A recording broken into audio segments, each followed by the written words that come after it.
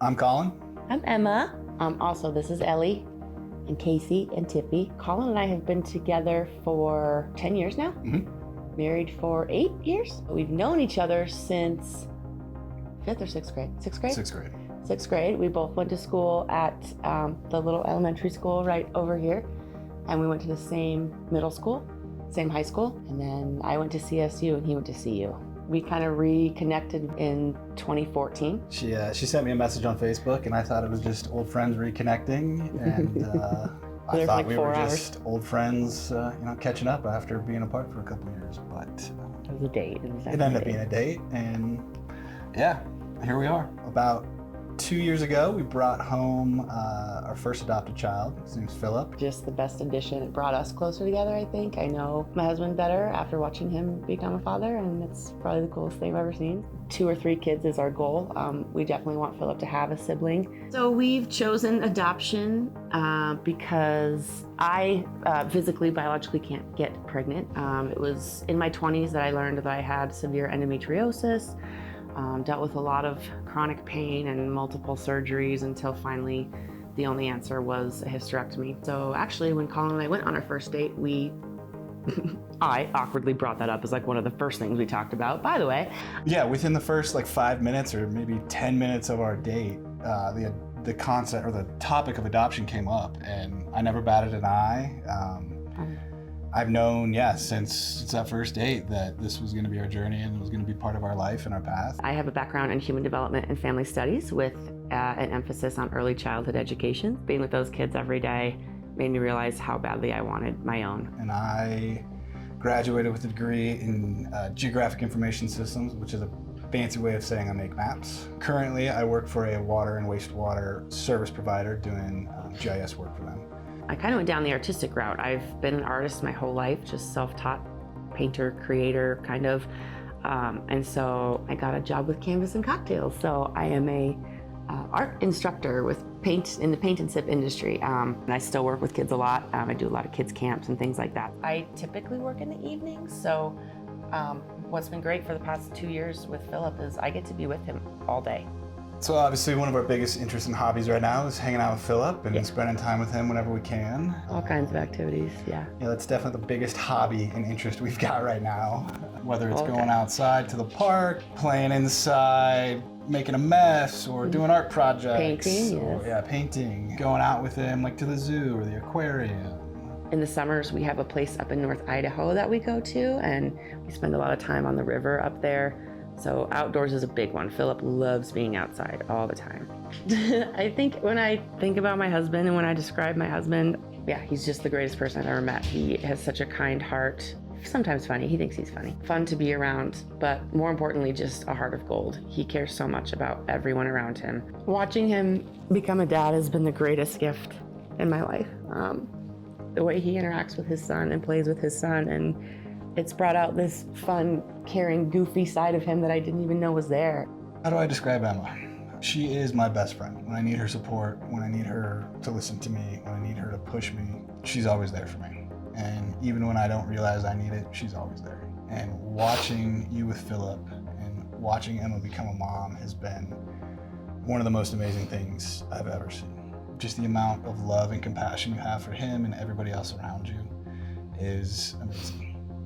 I come from a pretty small family. My dad and stepmom live probably about 20 minutes from here.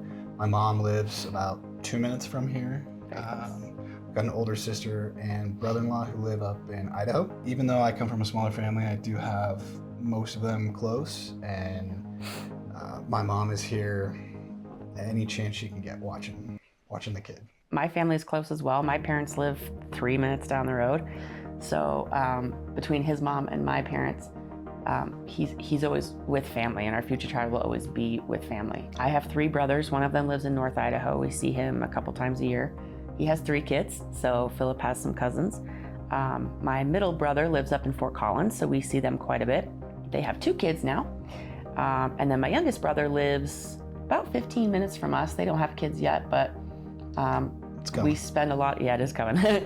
But we spend a lot of time with them as well. So we are very lucky to have family close by. Our extended family is super excited to welcome in another baby to the family. When we first brought Philip home, it's hard to describe how excited they were. They had been along this journey with us for about 2.5 years, so they knew everything that we had been through. These children aren't any different from any of the other children in our families. No. You know, my mom has said, I don't ever look at Philip like my adopted grandchild. He's just our kid, you know, he just fits. He's just part of our family. What's really great about, I think, our work schedules and our support system nearby is that for the first few years of our children's lives, they'll pretty much be with family. But our plan is to continue with our schedules and pretty much me being home with the kiddos during the day and Colin's with them in the evening, and the days I'm not working, we're all together. And when we're both working, he's still with family.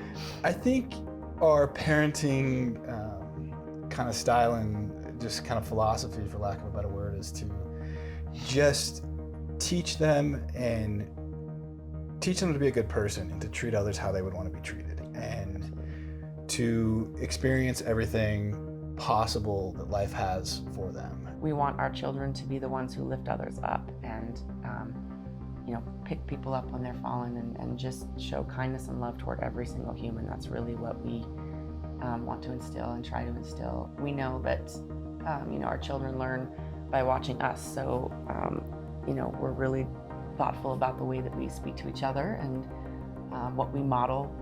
Our approach with having our children understand adoption is that we want to be very open with them from the get-go. Obviously in age-appropriate terms and things like that, but we want them to know and be proud of their history. The amount of selflessness that is involved with a birth mom making an adoption plan cannot be understated. It's the most loving act I think anybody can do. I talk about his birth mom, and you know, we've started sort of articulating the story so that when he does understand it, it's been something that we've always been talking about. I always say, you didn't grow in mommy's belly, but you grew in my heart. The gift that it is for us, I don't know that Philip's birth mom will ever know what she gave us. You know, we always want our children to know where they came from, what their story is, and in terms of their heritage as well. You know, our son is part Hispanic. We're going to be working on learning Spanish and those things, you know, so that they are always authentically who they are. I think our dreams for our family is to just keep growing and, I don't know, just enjoying every minute of life and parenthood and doing all the fun things that we can. I think our dreams for our children, just to be happy and to be successful in whatever ways that looks for them. We just want our kids to grow up being happy and just knowing how loved and wanted they have always been. They are so loved and so wanted, not just by us, but by everyone around us. You know, we chose them, and they found us.